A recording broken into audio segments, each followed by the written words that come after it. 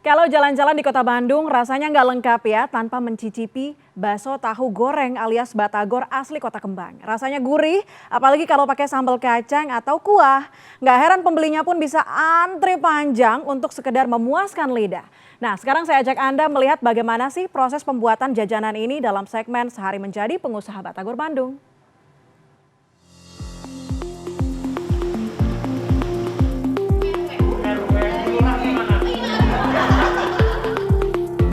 Ini dia batagor alias bakso tahu goreng. Adonan bakso yang dibalut dengan potongan tahu ini memiliki rasa gurih dan bertekstur garing usai digoreng, namun tetap lembut di dalam.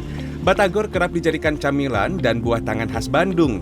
Sudah ada sejak 40 tahun silam, batagor telah mendapat tempat di hati para penikmatnya. Batagor kan ada bumbu kacang ya gitu kan. Terus sekarang lebih berinovasi lah, ada kuahnya juga kayak gitu. Cuma kalau saya sih lebih seneng yang bumbu kacangnya kayak gitu. Iya. Jadi kalau orang-orang yang di luar Bandung wajib coba batagor. Ikan gitu, terus gurih, panas, asin, pedas, gurih-gurih nyoy, sama lah kayak tahu. Di Kota Kembang, Anda bisa dengan gampang menjumpai makanan berbentuk segitiga ini, mulai dari kaki lima hingga kedai kekinian. Tentu saja, masing-masing memiliki ciri khas dan keunikan tersendiri.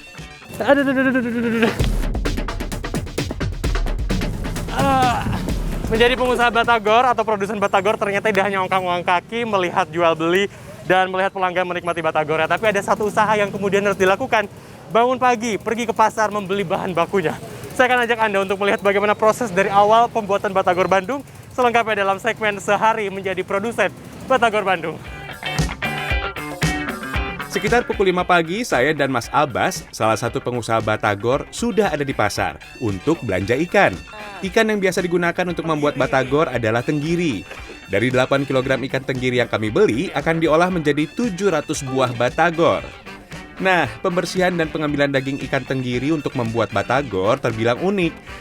Ikan yang biasanya digiling, kalau untuk batagor harus dikerok, maksudnya agar teksturnya masih terasa. Lanjut bahan lain, ada tepung tapioka, daun bawang, garam, minyak, telur, kacang tanah, dan bumbu rempah lainnya. Saking banyaknya, bahannya sampai dikarungin, mesti dipanggul nih. Pagi-pagi udah olahraga.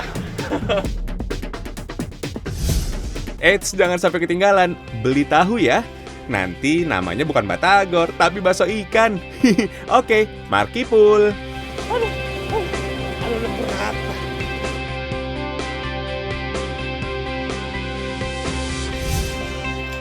Butuh waktu 1 jam untuk membuat batagor. Pertama, cuci bersih daun bawang. Potong tipis seperti ini. Gunakan bagian batangnya saja ya.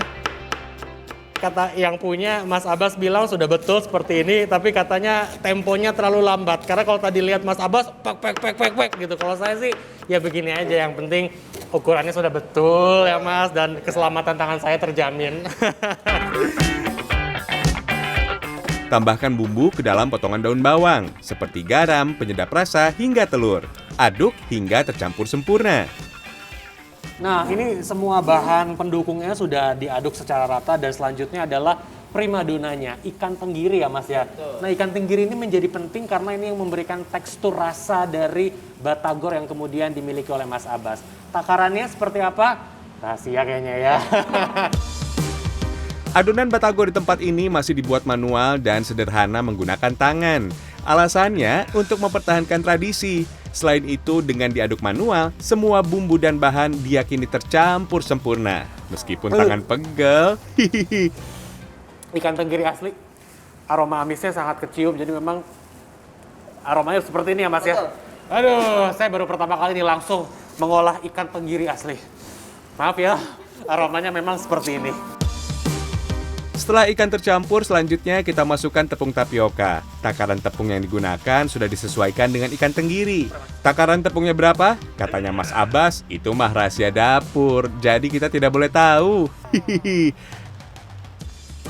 Waktu pun terus berjalan. Sebelum kedai dibuka, kita harus memastikan semua bahan batagor sudah siap untuk digoreng. Kita tidak punya waktu banyak. Yuk, bisa yuk! Aduh, meskipun ini cuma 8 kilo, kalau sudah disatukan semuanya ternyata berat juga ini. Aduh, sampai keringetan. Ini yang paling penting adalah bagaimana caranya menyatukan tenaga agar kemudian mengaduknya bisa cepat merata. Lihat, belum merata juga. Butuh waktu 30 menit untuk membuat adonan batagor ini menyatu. Setelah itu, adonan akan dibanting seperti ini agar lemas dan lembut.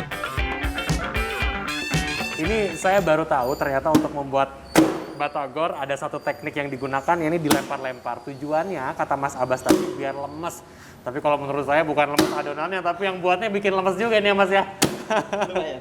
Lumayan. Proses membuat adonan akhirnya rampung. Kita beralih menyiapkan tahu. Hanya tahu putih bertekstur padat dan berukuran besar yang bisa dipakai untuk membuat batagor. Untuk memenuhi persyaratan ini, Mas Abbas harus memesan langsung dari produsen tahu. Setiap harinya ia membutuhkan 700 hingga 1000 lebih tahu. Sekarang saatnya kita potong-potong tahunya. Tahu akan dibagi dua seperti ini, menyerupai segitiga ya Mas? Ya. Kemudian yang kedua, bagian sisi dari dalamnya ini akan dipotong seperti ini. Nah, tujuan pemotongannya apa? Nanti di dalamnya ini akan dimasukkan adonan dari batagor sebelum nantinya akan digoreng.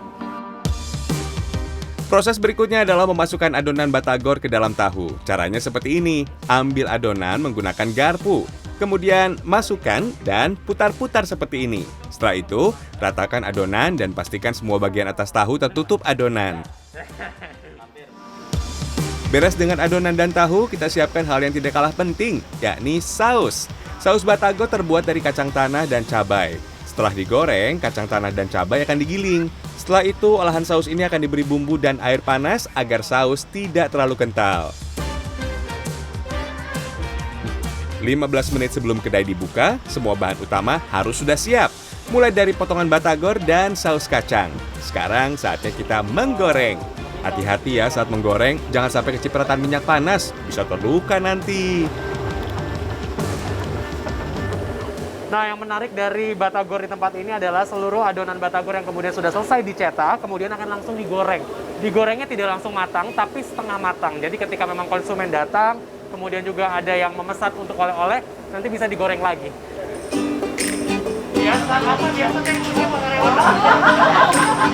Tepat pukul 9 pagi, kedai batagor ini dibuka. Waduh, baru juga dibuka, pembeli sudah berdatangan nih. Mereka ternyata sudah mengantri di depan kedai. Jadi deg-degan nih, saya diberi tugas oleh Mas Abbas untuk melayani pembeli. Ini perkara pemesanan sama ibu-ibu sampai pusing. Jadi sudah terputuskan ada 3 batagor kering dan juga 2 batagor kuah ya Mas Abbas ya. Kita langsung aja. Mas, apa lagi? Jeruk. Kecap. Mana kecapnya mana? Nih kalau yang amatir kayak saya kebingungan nih. Nyari kecap, nyari jeruk nggak ada ini. Oke, tinggal di ini aja Mas. Maklum ya pemirsa, namanya juga pemula, jadi agak kerepotan nih. Ini penting nih. Ibu-ibu punten, lupa. Ini silakan sambal, kecap, sama cukanya Ibu ya. Makasih. Untung nggak diprotes tadi kelupaan. Menurut Mas Abbas, dalam sehari ia bisa menjual 700 buah batagor. Apalagi kalau akhir pekan, bisa sampai 1.500 buah batagor ludes terjual. Mas Abbas, saya mau tahu dulu deh langsung aja. Omset penjualan. Untuk omset penjualan ya lumayan lah. Kadang yang namanya jualan bisa lebih, kadang bisa kurang. Tapi untuk omset ya Perkiraan aja lah, nggak usah. perkiraannya itu sampai sebulan nyampe sekitar 30-an. Tuh, 30 juta rupiah pemirsa. Yuk, jadi pengusaha batagor. Ternyata cuannya menggiurkan. Setelah semua pelanggan mendapatkan batagor pesanannya, saya juga harus memastikan kebersihan meja makan. Menjadi produsen batagor tidak hanya menyiapkan dan juga menyajikan, tapi juga kita harus membersihkan juga sisa ataupun piring-piring kotor yang kemudian sudah dinikmati oleh konsumen. Pastikan semua piringnya diangkut dengan baik dan nanti mejanya juga harus dirapikan dengan sempurna. Oh ya, batagor tidak hanya bisa dimakan dengan saus kacang, tapi juga diberi kuah seperti ini, alias batagor basah. Potongan batagor akan dicampur dengan irisan seledri, bawang goreng, dan kuah kaldu yang lezat. Nah, kalau saya tadi ada pilihan, ada yang kuah, ada yang kering. Kalau saya pilih yang kering. Kenapa yang kering? Karena kalau makan batagor tanpa menggunakan saus kacang kayaknya kurang afdol. Apalagi ditambah dengan cabai, dengan sambal dan kecap. Mantap sekali. Saya nikmatin lagi ya. Oh ya, sedikit cerita nih pemirsa. Batagor yang sudah eksis sejak 1960-an, pertama kali diperkenalkan oleh Haji Ihsan. Awalnya Haji Ihsan berjualan bakso tahu, namun kurang laku. Akhirnya bakso tahu itu ia goreng dan dibagikan kepada tetangga. Tak disangka, menu baru ini justru digemari.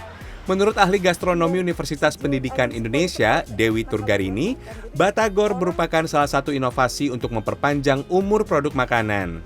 Batagor selalu identik dengan Bandung. Kenapa ini dengan Bandung, Bu? Orang Bandung itu dari zaman dulu juga kreatif.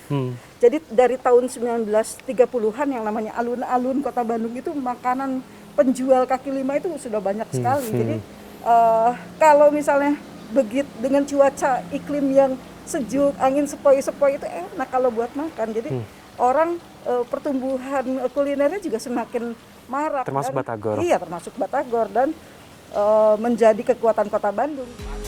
700 buah batagor sudah lenyap dan masuk ke perut pelanggan. Saatnya kita tang ting tung berhitung.